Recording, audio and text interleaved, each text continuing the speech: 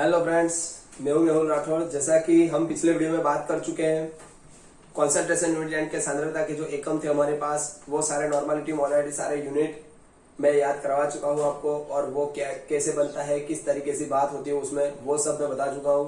अब आगे आज हम सबसे पहले बात करेंगे टाइप्स ऑफ सॉल्यूशन, यानी कि द्रवणों के प्रकार के बारे में बात करेंगे कि कितने प्रकार बनते हैं, कितने तरीके से हमारे पास सॉल्यूशन बनते हैं।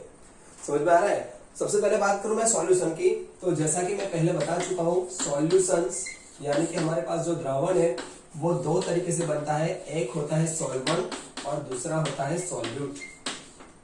समझ में आ रहा है? जो हमारे पास यहाँ पर सॉल्वेंट है उसको हम बोलते हैं द्रावक, और जो हमारा सॉल्यूट है उसको हम बोलते हैं द्रव्य। समझ में आ रहा है? दोनों मिक्स होके, दोनों कंबाइन होके जो हमारा होमोजीनियस मिक्सर बनता है, बराबर, उसको हम बोलते हैं सॉल्यूशन। क्या बनता है? सॉल्यूशन। होमोजीनियस मिक्सर का मतलब क्या होता है, समान मिश्रण का मतलब क्या होता है, मैं पहले समझा चुका हूं कि मान लो कि हम अभी शुगर ऐड करते हैं पानी के अंदर, बराबर, तो शुगर जो है हमारी सॉलिड स्टेट में, पानी जो है हमारा लिक्विड स्टेट में, मगर जब हम दोनों को कंबाइन करते हैं और जो वो डिसॉल्व हो जाता है, तो शुगर का स्टेट था सॉलिड, तो शुगर ने अपना फेज घुमा दिया, अपनी जो स्टेट थी, अपनी जो अवस्था थी सॉलिड घन अवस्था, वो उसने घुमा दी, और वो किसमें घुल गया? लिक्विड के अंदर, यानी कि पानी के अंदर, और वो सारा जो सॉल्यूशन बना वो लिक्विड बना। समझ में आ रहा है कि नहीं आ रहा है? यानी कि यहाँ पर हमें समझ में क्या आता है कि जो सॉल्यूशन होता है, सॉल्यूशंस होता है, वो हमारे तीन टाइप के सॉल्यूशन बन सकते हैं, सॉलिड, लिक्विड और गैस। समझो यहाँ पर सॉलिड, लिक्विड और गैस, जिसको हम बोलते हैं घन, प्रवाही और वायु। समझ में आ रहा है? चलो, तो वो किस तरीके से बनेगा? तो सबसे पहली बात, जो मैंने सबसे पहले शुगर वाला सॉल्यूशन बनाया, उसमें मैंने क्या लिया था? पानी लिया था, और अंदर मैंने शुगर ऐड की थी, चीनी ऐड की थी।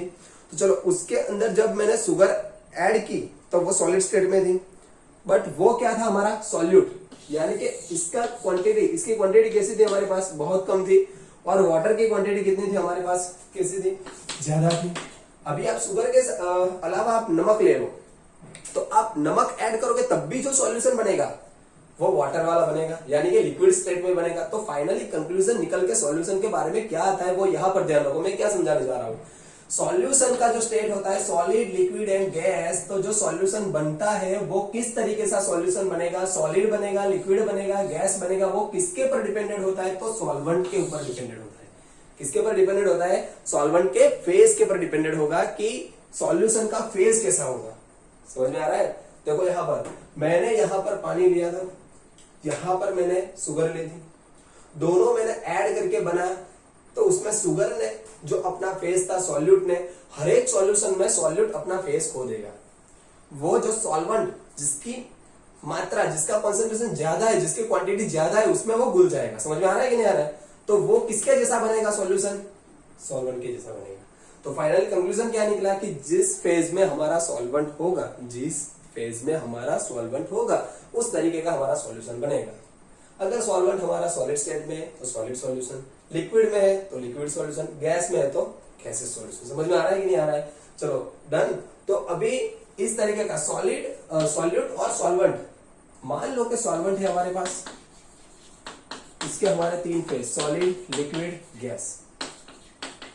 सॉल्यूट है, उसके भी तीन, सॉलिड, लिक्विड, गैस। तो तीनों के तीन तरीके से गैस मिला के, अरे स्टेट मिला के हमें सिर्फ 9 टाइप के, कितने सॉल्यूशन हमारे साथ बनेंगे? 9 टाइप के सॉल्यूशन बनेंगे। और वो सॉल्यूशन में कौन कौन से एग्जांपल आते हैं, कौन कौन से ऐसे कंपाउंड है जो मिक्स हो गए, किस तरीके का सॉल्यूशन बनाते हैं, उसमें से बहुत सारे क्वेश्चन, बहुत बार इसमें से क्वेश्चन पूछा गया है। जो क्वेश्चन बहुत इजी रहता है, वो किस तरीके से याद करना है मैं आपको बता देता हूँ। यहाँ पर ध्यान रखो, यहाँ पर मैं एक लिख रहा हूँ सॉल्यूट, और यहां पर लिख रहा हूं मैं सॉल्वेंट। सॉल्यूट को हम बोलते हैं द्रव्य, द्रावक। बच्चों, एक मजेदार बात मैं कहना चाहता हूं कि मैंने जो थोड़ा बहुत हिंदी में बात करता हूं मैं पूरा लेक्चर, और इंग्लिश मीडियम और गुजराती मीडियम दोनों बच्चों को पढ़ाता हूं, तो ये आपका एक्सपीरियंस कैसा रहता है वो मुझे जरूर बताना, बराबर। क्योंकि यहाँ पर गुजराती मीडियम वालों को सॉल्यूट यानी कि उसको द्रव्य बोलता है, वो भी समझ में आ गया होगा। समझ में आ रहा है कि नहीं? चलो, यहाँ पर बहुत सारे ऐसे वर्ड्स है जो आपको इंग्लिश के भी पता चल गए, और गुजराती मीडियम वाले को इंग्लिश में, इंग्लिश वालों को गुजराती में भी पता चल सकते हैं। चलो, सॉल्वेंट, और मैं ये फेज ले रहा हूं यहाँ पर सॉल्यूशन। उसके बाद एग्जाम्पल कौन कौन से बनते हैं वो लेंगे। चलो सबसे पहले बात करता हूं मैं सॉल्यूट। तो मान लो कि मैंने सॉल्यूट जो है अभी सबसे पहले सॉलिड स्टेट में लिया, सॉलिड स्टेट में लिया।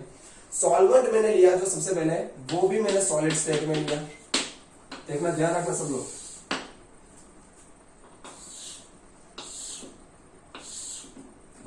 यहां पर सॉल्वेंट जो है सॉलिड स्टेट है, सॉल्यूट जो है वो भी मेरा सॉलिड स्टेट है। चलो सॉल्यूशन बनेगा, वो सॉल्यूशन किसके पर डिपेंडेंट है? मैंने सबसे पहले बताया सॉल्वेंट के फेस पर डिपेंडेंट होगा। तो सॉल्वेंट का फेस कैसा है? सॉलिड। तो सॉल्यूशन हमारा कैसा बनेगा? सॉलिड।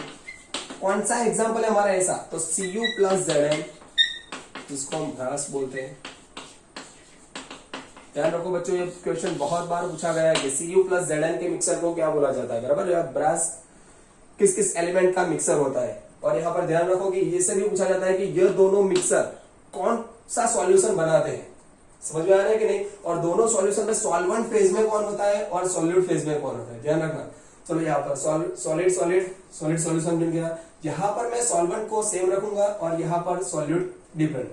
चलो लिक्विड लिया मैंने, लिक्विड सॉल्यूट लिया कि जिसका कॉन्सेंट्रेशन कम होगा, और हमारा सॉल्वेंट जो है यहाँ पर सॉलिड है। तो जैसे कि मैंने बताया सॉल्यूशन बनेगा जो सॉल्वेंट का फेस होगा सॉलिड, यानी कि सॉलिड।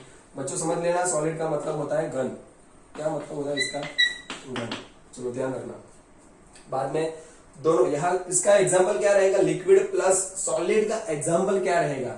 तो हमारे पास जो सॉल्यूट है वो हमें कैसे लेना है? लिक्विड। और जो सॉल्वेंट है वो कैसे लेना है? सॉलिड। तो यहाँ पर ध्यान रखो, लिक्विड हमारे पास Hg प्लस Cu, ये दोनों का मिक्सर जो है, दोनों का जो अमालगम बनता है, अमालगम जो बनता है, बराबर, वो बेस्ट एग्जांपल है। आप सभी लोग जानते हो कि मर्क्यूरी जो ऐसा मेटल है, एक अकेली धातु ऐसी है कि जो लिक्विड फॉर्म में होती है पूरा पीरियोडिक टेबल में, Hg मर्क्यूरी। चलो यहाँ पर ध्यान रखो। उसके बाद में यहाँ पर गैसियस स्टेट यानी कि वायु। यहाँ पर कौन सा स्टेट लेना है हमें? सिर्फ सॉलिड। तो सॉल्यूशन कौन सा बनेगा हमारा? सॉलिड सॉल्यूशन बनेगा। तो यहाँ पर जो गैसियस स्टेट है हमारा, उसका एग्जांपल क्या ले सकते हैं हम? तो सबसे पहले देखो यहाँ पर H2 प्लस Ni या फिर Pt, कुछ भी ले लो आप, या NiPd, कुछ भी आप यहाँ पर ध्यान रखो। यहाँ एड्सॉर्प्शन का, एड्सॉर्प्शन यानी कि अधिशोषण, क्या बोलते हैं उसको हम? अधिशोषण। जब वो मैं लेसन पढ़ाऊंगा सरफेस, तब मैं बताऊंगा, बराबर। यहाँ पर ध्यान रखो, H2 जो है डाइहाइड्रोजन गैस, वो निकल या पैलेडियम की सरफेस पर एड्सॉर्ब होता है। वो यहाँ पर सबसे बेस्ट एग्जांपल है, और कैटालिस्ट में भी आप पढ़ोगे, बराबर। तो उसके बाद का जो हम लिक्विड सॉल्यूशन बनाएंगे, लिक्विड सॉल्यूशन हमें बनाना है तो सबसे पहले हमें क्या करना होगा? जो सॉल्वेंट है वो लिक्विड फेज में लेना होगा। तो यहाँ पर प्रवाही, लिक्विड यानी कि प्रवाही फेज में हमें लेना होगा। देखो यहाँ पर लिक्विड फेज में मैंने ले लिया, और यहाँ पर सॉलिड फेज में मैंने क्या लिया? यहाँ पर सबसे पहले सॉल्यूट लिया। तो ये मिलकर कौन सा सॉल्यूशन बनाएगा? देखो यहाँ पर लिक्विड सॉल्यूशन बनाएगा। तो लिक्विड सॉल्यूशन बन गया। उसका एग्जांपल क्या रहेगा? आपको मालूम है, सॉलिड स्टेट में मानो मैंने शुगर ले लिया भर, प्लस लिक्विड स्टेट में मैंने वाटर ले लिया, तो शुगर सॉल्यूशन बन गया आपका। समझ में आ रहा है सबको? चलो उसके बाद हमें कौन सा सॉल्यूशन बनाना है? उसके बाद हमें लिक्विड सॉल्यूशन में दूसरे दो एग्जांपल किस तरीके से रहेंगे हमारे? तो मानो कि लिक्विड लिया मैंने सॉल्यूट, और सॉल्वेंट भी मैंने लिक्विड लिया, यानी कि द्रव्य भी मैंने प्रवाही अवस्था में लिया, द्रवक भी मैंने प्रवाही अवस्था में लिया। तो कौन सा सॉल्यूशन, कौन सा द्रवण बनेगा? तो प्रवाही बनेगा, यानी कि लिक्विड। चलो इसका एग्जांपल कौन सा रहेगा? यानी कि लिक्विड लिक्विड, प्रवाही प्रवाही दोनों मिक्स करके जो भी बनाओगे, ETOH, मानो कि इथेनॉल प्लस वाटर। ETOH को मैं क्या लिखूंगा अभी? Ethanol plus water. चलो उसके बाद तीसरा यहाँ पर जो है गैसियस स्टेट, और उसके बाद हमारा यहाँ पर रहेगा लिक्विड, गैसियस स्टेट और लिक्विड। तो यहाँ पर सॉल्यूशन कौन सा बनेगा? लिक्विड। इसका एग्जांपल आपको मालूम है, सोडा वाटर। आप सोडा बहुत पीते होगे या नहीं पीते होगे, फिर भी सोडा तो आपने देखी होगी, तो जिसमें हमको मालूम है कि गैस हाईली प्रेशर से उसमें फिलअप किया जाता है, बराबर, यानी कि वो हमारा बेस्ट एग्जांपल रहेगा। या फिर मैं ले लूं O2 प्लस वाटर H2O, बराबर, ये हमारा एग्जांपल रहेगा liquid solution, gas solute and liquid solute. चलो उसके बाद अब हमारा दो सॉल्यूशन बन चुका है, सॉलिड सॉल्यूशन और लिक्विड सॉल्यूशन। अब हम बात करते हैं गैसियस सॉल्यूशन की। तो गैसियस सॉल्यूशन के लिए सबसे पहले सॉल्वेंट हमारा कौन से स्टेट में होना चाहिए? गैसियस स्टेट में होना चाहिए। तो यहाँ पर मैं सबसे पहले सॉलिड स्टेट ले लूं। तो सॉलिड जो हमारा सॉल्यूट है वो हमारा गैसियस स्टेट पे क्या होना चाहिए? एड्सॉर्ब होना, या फिर वो दोनों के साथ मिक्स होना चाहिए। उसके बाद हमारा कौन सा सॉल्यूशन बनेगा? गैसियस सॉल्यूशन बनेगा। उसका एग्जांपल क्या रहेगा? सबसे पहले बात करूं यहाँ पर कैम्फर, यानी कि आपने कपूर देखा होगा, बराबर। तो घर पे या फिर आप मंदिर में कहीं पर कपूर जलाते हो तो क्या होता है? वो सॉलिड स्टेट में होता है कपूर, और जब उसको जलाते हो, हीट करते हो, बराबर, तो क्या होता है? उसमें कपूर में से वो सॉलिड स्टेट में से डायरेक्टली वो गैसेस स्टेट में कन्वर्ट होता है।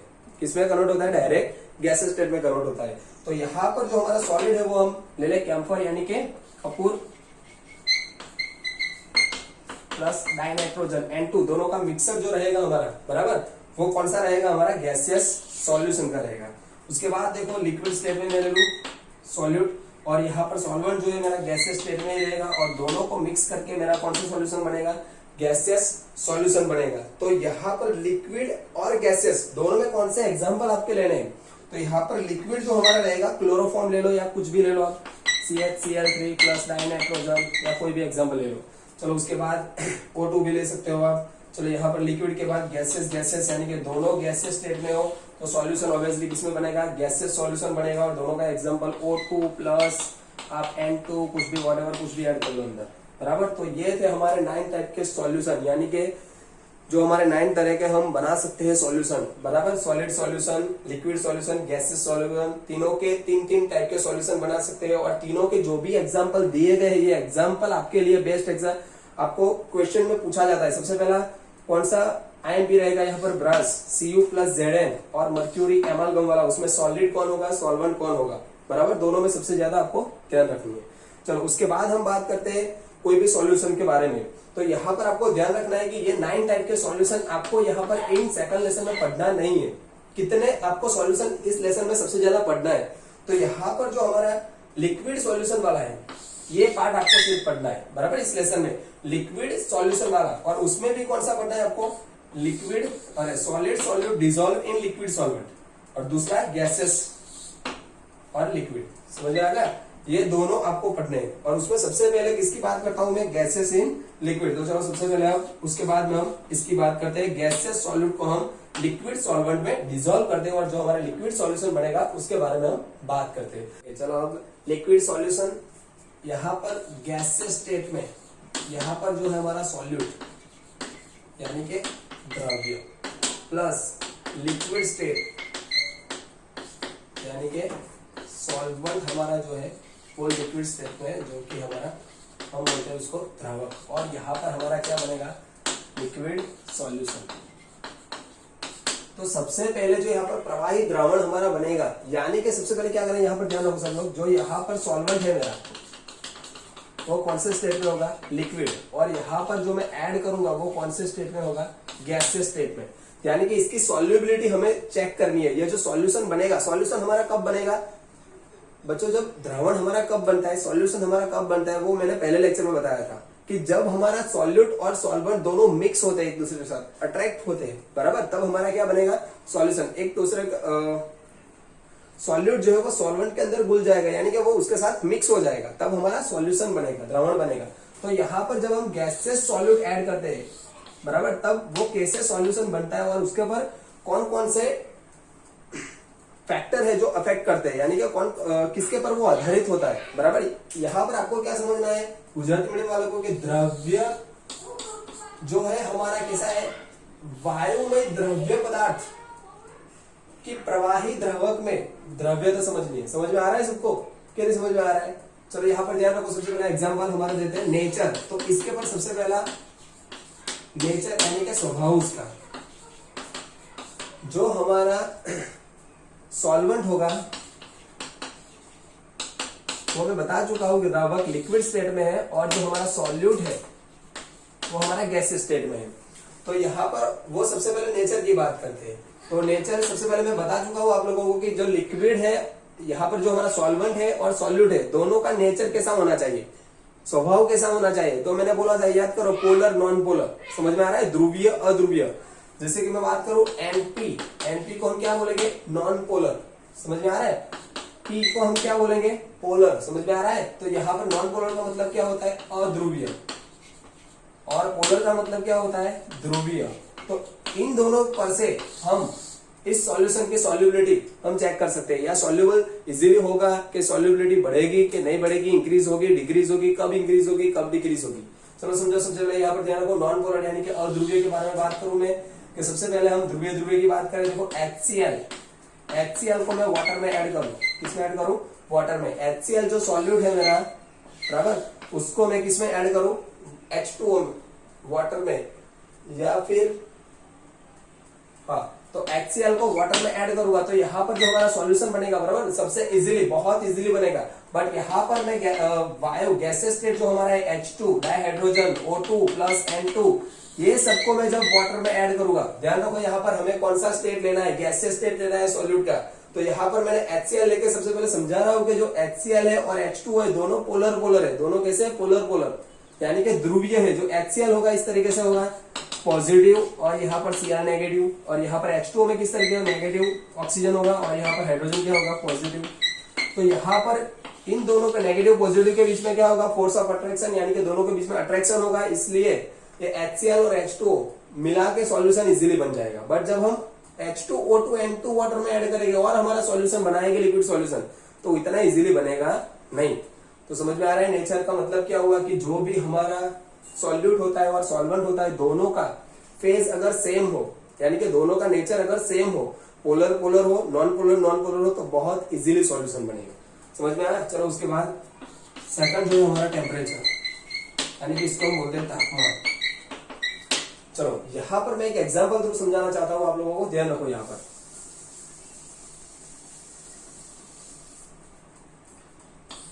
मानो यहां पर मैंने वाटर ले लिया, क्या लिया मैंने वाटर, जो लिक्विड स्टेट का हमारा सॉल्वेंट है, बराबर, द्रावक है।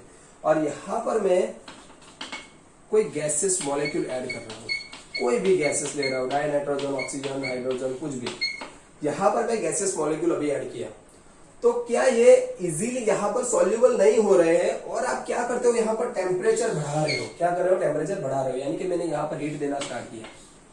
क्या स्टार्ट किया मैंने, गर्म करना स्टार्ट किया यहाँ से। तो जब मैं इसको हीट करूंगा तो आप खुद से सोचो यहाँ पर क्या होगा, यहाँ पर क्या होगा कि यहाँ पर जो हमारा गैसेस मॉलिक्यूल है, यहाँ पर लिक्विड, और इसको काइनेटिक एनर्जी मिलेगी, यानी कि गति ऊर्जा मिलेगी। तो ये यहाँ से कहाँ जाएंगे, बाहर जाएंगे। कहां पर जाएंगे, बाहर जाएंगे। तो हमारा एम क्या था कि सॉल्यूट है, सॉल्वेंट के साथ मिक्स होना चाहिए, बट यहाँ पर तो उल्टा हो रहा है। गैसेस मॉलिक्यूल कहां पर जा रहे हैं, बाहर जा रहे हैं। क्यों बाहर जा रहे हैं, क्योंकि हमें नीचे से एनर्जी मिली। क्या मिली, एनर्जी, यानी कि उष्मा मिली, बराबर, जो हम एनर्जी के रूप में देते हैं, यहाँ पर हीट देते हैं, हीटिंग एनर्जी देते हैं। तो हीटिंग एनर्जी थ्रू यहाँ पर काइनेटिक एनर्जी उसकी होगी, गति ऊर्जा जो होगी वो बढ़ जाएगी, और वो कहाँ निकल जाएगी, बाहर निकल जाएगी। समझ में आ रहा है। तो ये बाहर निकल जाने की वजह से जो सॉल्यूशन हमारा बनना चाहे वो सॉल्यूशन बनेगा नहीं, या फिर कम बनेगा। उसका मतलब क्या हुआ कि जब हम टेम्परेचर इंक्रीज करेंगे तो उसकी सॉल्युबिलिटी क्या होगी, डिक्रीज होगी। सॉल्युबिलिटी क्या होगी, डिक्रीज। सॉल्युबिलिटी को हम क्या बोलते हैं, द्रव्यता, यानी कि जो हमारा द्रावण बनना चाहिए, जो हमारा सॉल्यूशन बनना चाहिए, वो सॉल्यूशन उस तरीके से बनेगा नहीं। कब नहीं बनेगा, जब हम टेम्परेचर देंगे, उसको टेम्परेचर बढ़ाएंगे, टेम्परेचर इंक्रीज करेंगे, तापमान को बढ़ाएंगे। चलो यहाँ पर ध्यान रखो, ये क्या था, जब गैसियस स्टेट ऐड करें तब। बच्चों इसको आप इजीली याद रख सकते हो, इसको रट्टा लगाने की जरूरत नहीं है, समझो। और यहाँ पर जो हमने टेम्परेचर दिया और एनर्जी जो थी अंदर की बाहर निकल गई। देखो सिस्टम से कहा निकली, बाहर निकल गई। जो हमारी प्रणाली थी, जो हमारी अवस्था थी, उससे एनर्जी हमने बाहर रिलीज की, यानी कि बाहर निकल गई। तो यहाँ पर उस रिएक्शन को हम क्या बोलते हैं, एक्सोथर्मिक रिएक्शन। कौन सी रिएक्शन बोलते हैं, एक्सोथर्मिक रिएक्शन। गुजराती में उसको क्या बोलते हैं, उष्माक्षेपक। जिस सिस्टम में से रिएक्शन थ्रू एनर्जी बाहर निकलती है, बराबर, उसको हम एक्सोथर्मिक रिएक्शन यानी कि उष्माक्षेपक रिएक्शन बोलते हैं। समझ में आ रहा है कि नहीं आ रहा है। चलो, यानी कि जब उष्माक्षेपक रिएक्शन होगी तो यहाँ पर डेल्टा एच हमारा पॉइंट कैसा रहेगा, नेगेटिव रहेगा।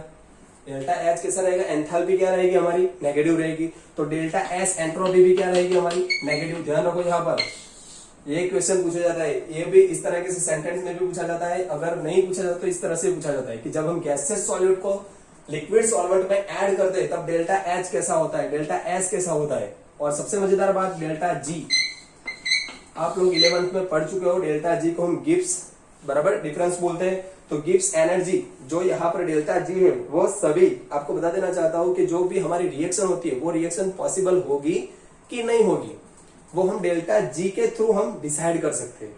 अगर डेल्टा जी की वैल्यू नेगेटिव आती है तो उसका मतलब क्या होता है कि हमारा जो रिएक्शन है वो पॉसिबल होगा। समझ में आ रहा है। तो डेल्टा जी की वैल्यू हमें नेगेटिव लानी है। बट यहाँ पर क्या हुआ, देखो डेल्टा जी का इक्वेशन है delta H minus T delta S. बहुत फेमस इक्वेशन है और बहुत फेमस थियरी है, ध्यान रखो। यहाँ पर delta G is equal to delta H minus T delta S. ये रिएक्शन के इस इक्वेशन के बिना आप फिजिकल केमिस्ट्री अच्छे से नहीं पढ़ सकते। तो यहाँ पर मैं डेल्टा एच जब बराबर नेगेटिव लूंगा तो नेगेटिव नेगेटिव क्या हो जाएगा, डेल्टा जी पॉजिटिव हो जाएगा। देखो यहाँ पर डेल्टा जी क्या हो जाएगा, हमारा पॉजिटिव हो जाएगा। यानी कि जब डेल्टा जी पॉजिटिव होगा तो हमारी रिएक्शन पॉसिबल होगी नहीं। तो हमें रिएक्शन पॉसिबल करने के लिए क्या चाहिए, डेल्टा जी की वैल्यू नेगेटिव होना बहुत जरूरी है। वो आप 11th में पढ़ चुके हो, अगर नहीं पढ़े हो फिर भी इतना याद रखो कि डेल्टा जी जो है हमारा नेगेटिव आएगा तब वो रिएक्शन स्पॉन्टेनियस यानी कि अपने आप रिएक्शन वो होगी और इजीली रिएक्शन होगी। बट यहाँ पर जब हमने गैसेस सॉल्यूट हम लिक्विड सॉल्वेंट में ऐड किया तो क्या हुआ हमारा, हम जब गैसेस सॉल्यूट को जब हमने लिक्विड सॉल्वेंट में ऐड किया और उसके बाद हमने टेम्परेचर को बढ़ाया तो सॉल्युबिलिटी क्या हुई हमारी, डिक्रीज हुई। समझ में आ रहा है। उसके साथ साथ देखो डेल्टा एच नेगेटिव आएगा, डेल्टा एस भी नेगेटिव आएगा, डेल्टा जी पॉजिटिव आएगा, ये आपको ध्यान रखना है बराबर। चलो उसके बाद नेक्स्ट हमारा थर्ड जो टॉपिक है प्रेशर यानी कि दबाव। ये सबसे मजेदार चीज है, यहाँ पर ध्यान रखो। यहाँ पर वो सिस्टम की बात करता हूं फिर से एक बार में, आप साथ में करते रहना होमवर्क बराबर, साथ में लिखते रहना, नोट बनाते रहना साथ में। जैसा मैंने बताया उस तरीके से आप बनाते रहना। और एनसीईआरटी बुक में सब दिया गया है, फिर भी आपको लिखना हो तो जैसे मैंने बताया वहां पे स्टॉप करके आप लिख सकते हो होमवर्क, उसके बाद अगला वीडियो प्ले करना। चलो क्या हमारा स्टेट कौन सा था, लिक्विड स्टेट था। चलो मैंने लिक्विड स्टेट ले लिया यहाँ पर बराबर, यानी कि प्रवाही ले लिया। उसके बाद मैंने इसके अंदर H2 कोई भी गैसेस सॉल्यूट ऐड किया। चलो अब गैसेस मॉलिक्यूल मैंने यहाँ पर ऐड किए तो आप यहाँ पे एक दूसरे से दूर हो गए, कुछ अंदर जाएंगे कुछ अंदर नहीं जाएंगे। बट अब हम उसमें किसकी इफेक्ट देख रहे हैं, प्रेशर। क्या देख रहे हैं, प्रेशर। ये कौन सा एग्जाम्पल है यहाँ पर ध्यान रखो। आप सोडा बहुत पिए होगे, देखो नहीं पिए फिर भी सुनो। आप मैं लोकल सोडे की बात करता हूँ जो लाइव सोडा बनाता है बराबर, स्ट्रॉन्ग सोडा जिसको हम बोलते हैं, वो किस तरीके से बनाता है। तो सबसे पहले वो वाटर लेगा और उसके बाद जो भी शरबत वरबत वो अंदर ऐड कर देगा। उसके बाद वो वाटर को लेके क्या करेगा, वो कुछ मशीन सी होगी आपके सामने, उसमें पीएचडी नहीं करनी है बट समझो क्या करना है उसमें। तो वो क्या करेगा, इस तरह से करेगा ना। तो वो क्या करता है, ऐसे सीटी नहीं बजाता है बट वो प्रेशर अंदर ऐड करता है। क्या करता है, हाईली प्रेशर से वो गैस अंदर डिसॉल्व करता है। किसके अंदर, पानी के अंदर। अगर वो ऐसे खुले बाहर में रख देगा, खुले बाहर रख देगा और सोचेगा यहाँ से गैसेस अंदर आ जाएगा, बाद में मैं सोडा बना लूंगा और सोडा स्ट्रांग हो जाएगी, नहीं होगी।